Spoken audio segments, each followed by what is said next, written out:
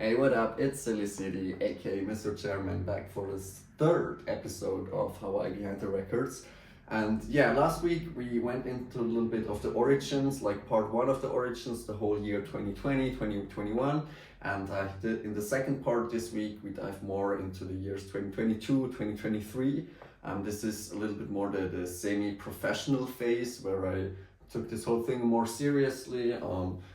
Was like more about exploring like what is this whole HWY thing, like how could we take this vibe that we like have and that I really value and like make something valuable for also other people around it and yeah, make more out of it. And yeah, this whole exploration we're gonna dive into that this week. Back in 2022 we started a DJ chat because we had a couple of friends. Like I told last week, initially it was primarily Devin and I that DJed, but he also had a friend, which we now know as Rumo, and he was also somebody that I knew from an unofficial university club, which is called HWY-RCZ, HWY-Rabbit. Yeah, the name doesn't make so much sense, especially in English, but it was more about like, yeah, just people chilling together, playing video games, some basketball and stuff, you know, just chilling. And yeah, we didn't talk that much, but then like Devin was, yeah, he also DJs and wants to DJ. Then we really connected through DJing, and he then also introduced me, who you now know as Ash. Yeah, he was also like playing or DJing, and yeah, so he connected us. This was like the core. We were regularly like Ash, Rumo, and I DJing. Like Devin came by more rarely. And then also somebody that was introduced to us through Ash was Treer. He is like also like doing more like Schranz hard techno and also did a lot of production. But I didn't produce so much back then, so I didn't really connect that much. But he was also part of the regular sessions. But he then at some point, yeah, was done with his studies, went back to Berlin, and then yeah, it was a bit difficult to still come by the DJ. Who else was part of it? Yeah, we had Queenie. She was a girl from university that also started DJing, and then we were like, yeah, come by. Then yeah, somebody that's like doing quite well right now is Joseph. I don't know if you know him. If you don't know, like here is his socials, go and give him a follow.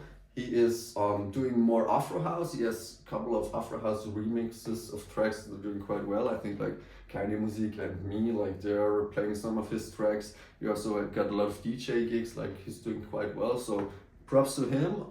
So yeah, he was also part of the whole journey at some point.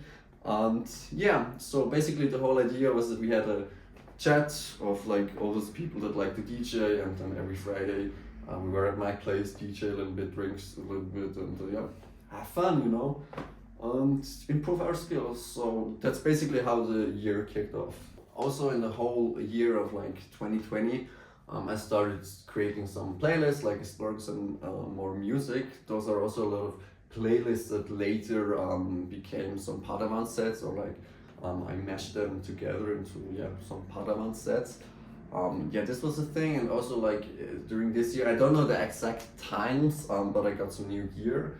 I think around the beginning of the year I got the DJing 750 MK2, the mixer. But yeah, this was such a bot move because like I didn't understand, like I did an apprenticeship as an electronics engineer, so I kind of understood the electronics, but I didn't understand the specific DJ electronics. So yeah, I thought if I get the mixer I could use it, but I only had the DDJ 800, so I couldn't really add to it. But I think what I wanted to do was like add a DJ S1000 or something to it. But yeah, then I understood that you need a mixer and CDJs and yeah, all that stuff. But yeah, then at a later point, that's the reason, like, I was working back then at the Gastro, and I spent all my money on DJ gear and stuff. And that, yeah, I got the XZ because it was the next level up. That made sense, especially to do more like take your own gear to DJ kicks, also like see how it is on the playing with a USB stick and all that stuff. So yeah, this was also something, but I think that was only just later in the year. I think there was more into the mid-year. Yeah, I don't know exactly, I'm sorry, like my brain is like Swiss cheese sometimes. But what I know, because I have it here in my notes, is that around May of 2022, like I started recording some more sets. I think it was a 1 hour set of hip hop and tech house. So also in the whole like 2020, let's say like a spring semester, we did a lot of like home parties, DJed at home parties. And also because I was working at the gastro, we organized the events at the local club. Back then it was called Ivy. I don't know what it's called right now. I think Eden is now the name, yeah. Yeah, now different name, like so many clubs changed the name, but yeah, it is what it is. Yeah, and basically we could organize a party, like a student party, and we would DJ, so it was our like first real gig. And yeah, I can make a little sidetrack on that, like why not, I have time. Basically, I was kind of in charge of organizing the party, but I got someone else to like do the whole thing, and I was more focusing on the whole music stuff. But still, it was really stressful because it was the first real event we did like with a club together, or like for me it was the first time. And then also like the whole music stuff, the whole DJ stuff, like getting all the DJs together, preparing their sets. I mean, back then we didn't know how to like DJ with a USB stick. We still had like the laptop. I hadn't DJed on the CDJs before.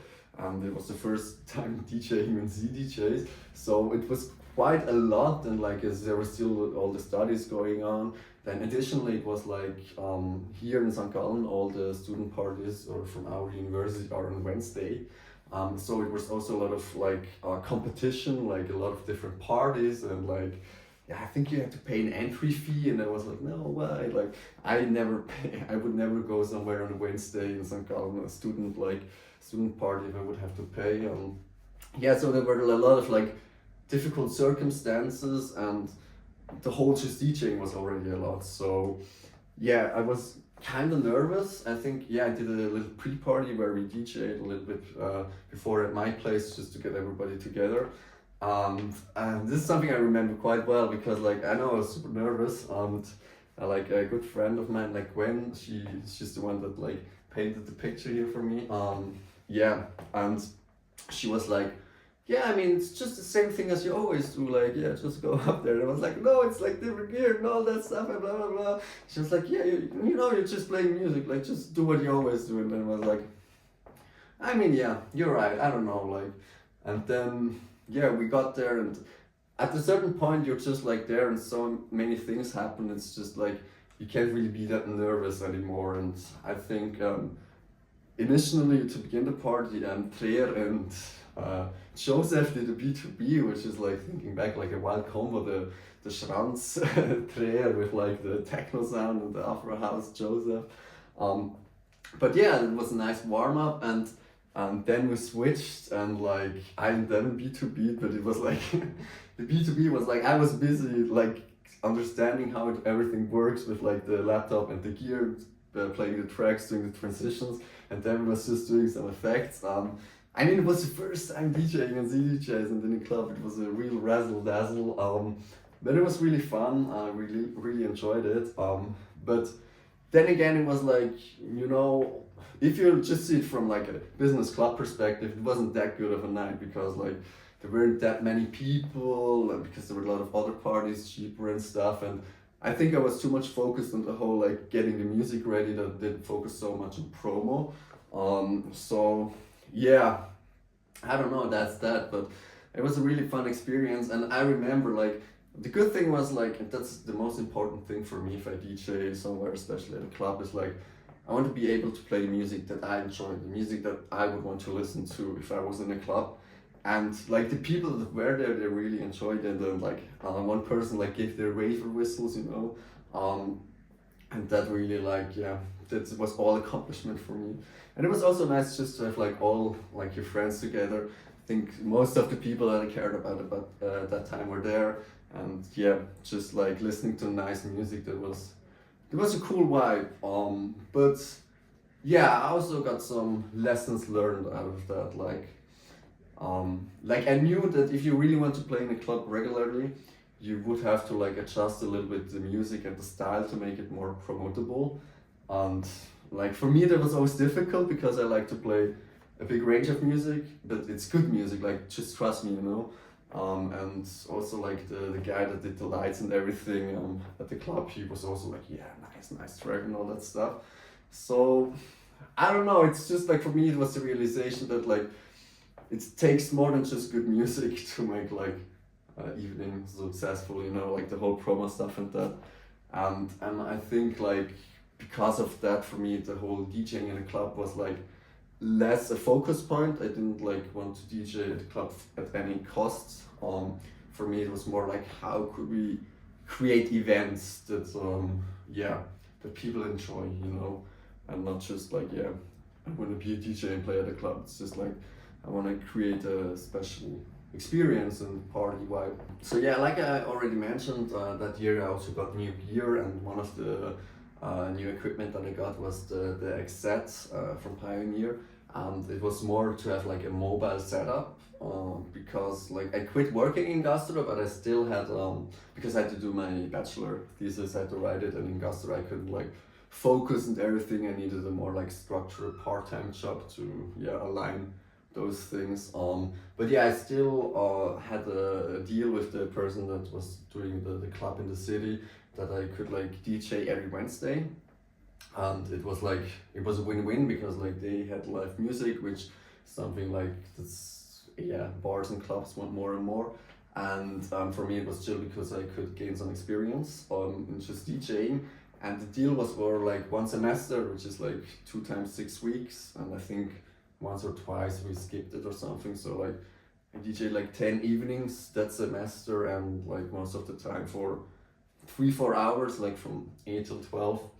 And yeah, I think in the end a little bit shorter, but like I think I DJ in that semester of like 30-40 hours just to practice, gain some experience. And I don't know, like it was wild because back then I just switched to like the decks with like the whole new setup. Then I switched to using Beatport and Beat Source, and I think I started with like often I started the evening with like some hip hop and then transitioned to some techno, some more open format style. And the first hip hop tracks, like I just got some playlist that I found on Beat Source, and it was just censored versions and the intro version, all that stuff. And I didn't know that. For me it was like the track is the track.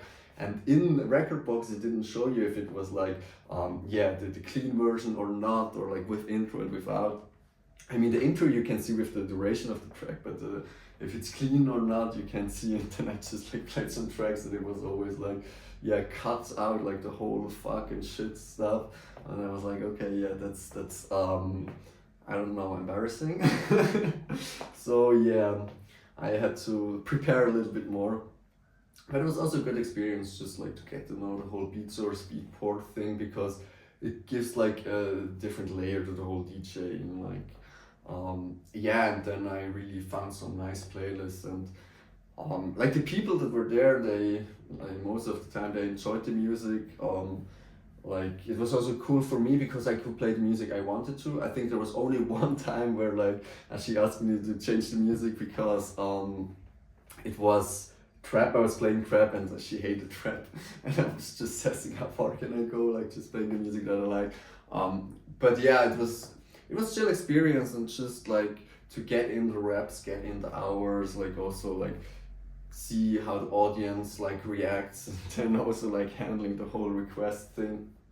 And back then I have to really say I was really blessed because like I had the whole Gastro team behind me, so if somebody had a request, like I never had to play it or anything, like I could do what I wanted, so I was really grateful for that. So yeah, also one of the reasons why like I did those weekly sets there, like I did it for free. I mean I got free booze, but like I primarily did it for free because I just wanted to gain some experience, and like I didn't need the money because I think I had another job then. So it was more for fun. But yeah, one of the applications was that I could get the bar for a Halloween party. So I organized that, and the cool thing in there was that also like some of my friends could DJ, and like I always appreciated if I could just do an event where like all my friends are there, we enjoy music, have a great time. Like for me that's what HWY is about, or like one of the key factors or of the main things that I like about Hawaii, this whole community aspect. So yeah, the second part of 2022 was a lot of focus like with the weekly DJ gigs. During the day I had to write my bachelor thesis. And yeah, I also like created and ordered those Hawaii merch hats, like just manifesting like this whole idea of Hawaii a little bit more. So yeah, that was that. So yeah, fast forward to 2023. Around that time, I took all the money that I had left and like bought 2 CDJs, like already at the mixer, just to get like the whole vibe, the whole setup, and yeah, just to have some new gear to play around. And I think also around that time, I finally got the DJs 1000, to also combine it with the CDJs, so I have like this additional layer. I think I first saw the DJs with Danny Avila, I think, and then later I also saw James Hype using it. And yeah, I don't know, I thought it's just like a different layer, because I was always about like, how can I do something unique, special or different, you know, like if you do the same thing as other people do, or like 90% of people do it, you're not gonna stand out or be special. So I was figuring out that, and that's also like the first thing with like live mash upping of tracks. Like yeah, I mean back then I was all DJing, like I never thought about producing and stuff like that. And I remember when I got the CDJ 3000s, like a friend from university texted me that like his little brother was also into DJing and had a question, and if I could like send him something. And yeah, this guy is Martin, and like I didn't know him back then, and like Martin was such a blessing since then, like for the whole DJing and production vibe. And I have to see if I have the first video that I sent him. It was just like setting something up on the CDJ 3000s.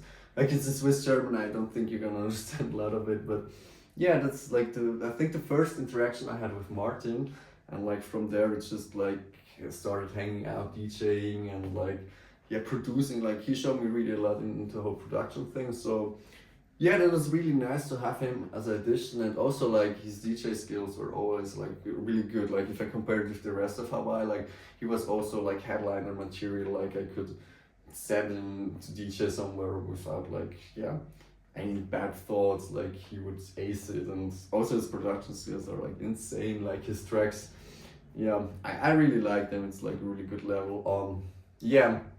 So another thing that I want to do when I was back at uni, and was also kind of part of the deal that we did the weekly sets for free last semester, was that we could do this year like on weekdays that weren't that busy, like our own events or like game nights. And like I said, this was always like one of the things that I liked the most, if it was like a home party vibe at the bar. Like you have DJs, we would have like open decks, then we would have like a beamer and PlayStation, play FIFA, and a beer pong table, you know, and yeah, that would be fun. And that was basically what we wanted to do on Fridays, because Fridays weren't that busy, because most people already go back home from our university then. We did it the first evening. I have to see if I have some footage. And it was amazing. Like for me, that was like everything I always wanted. Like it's just like chill, open decks. People come by, can DJ a little bit. You can play some FIFA, play some beer pongs. You see your friends, have some drinks.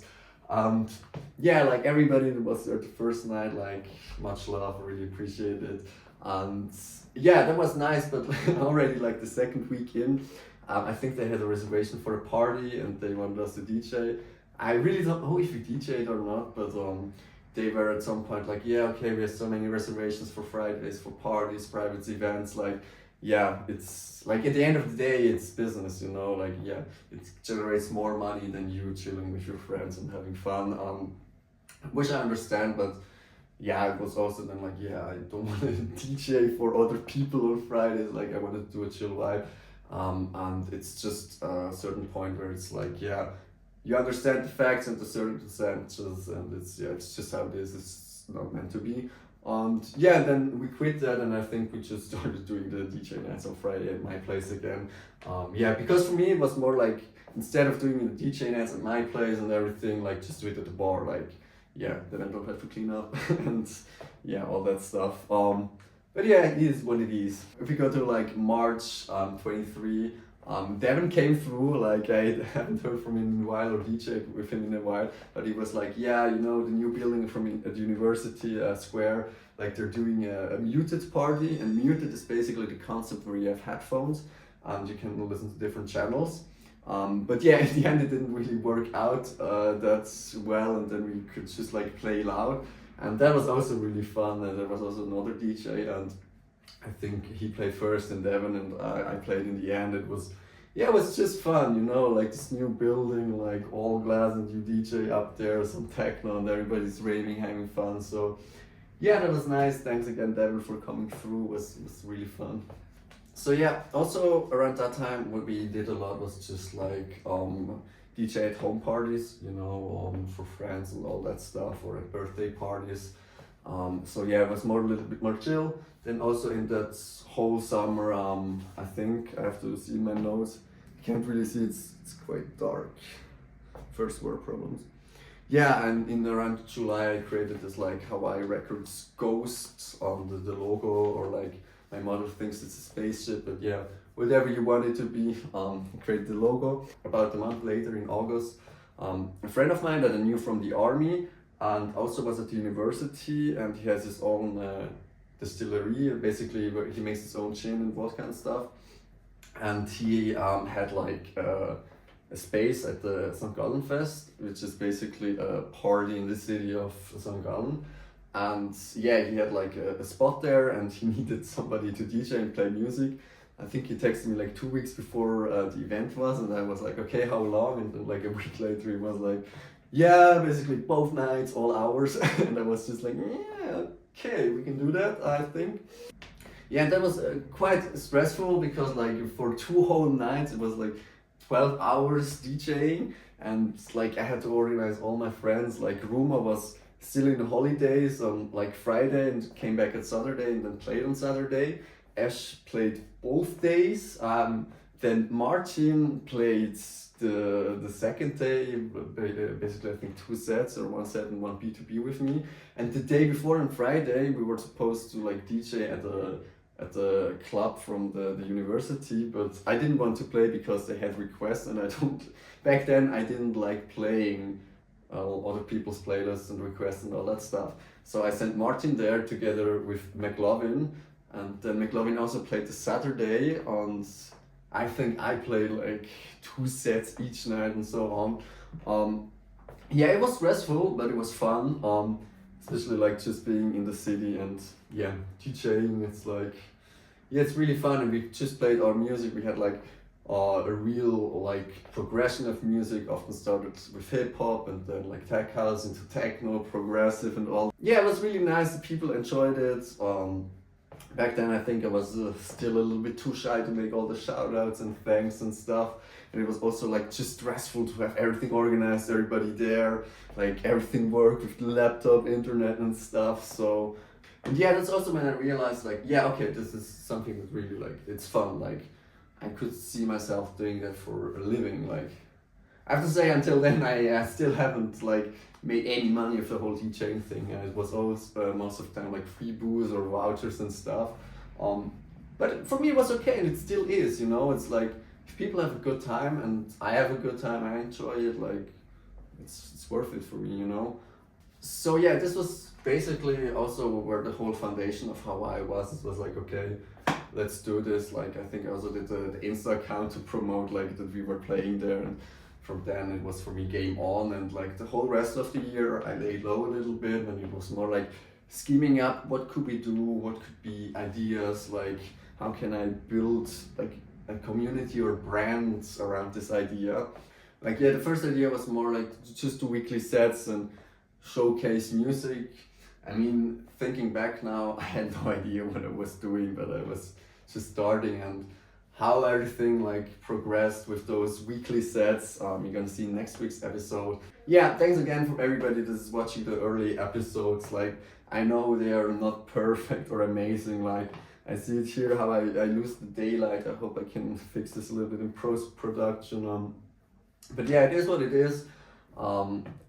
really grateful for everybody that's part of the early journey. And yeah, I hope you all have a great day, great week, stay healthy, and yeah, we're gonna see each other next week. Bye!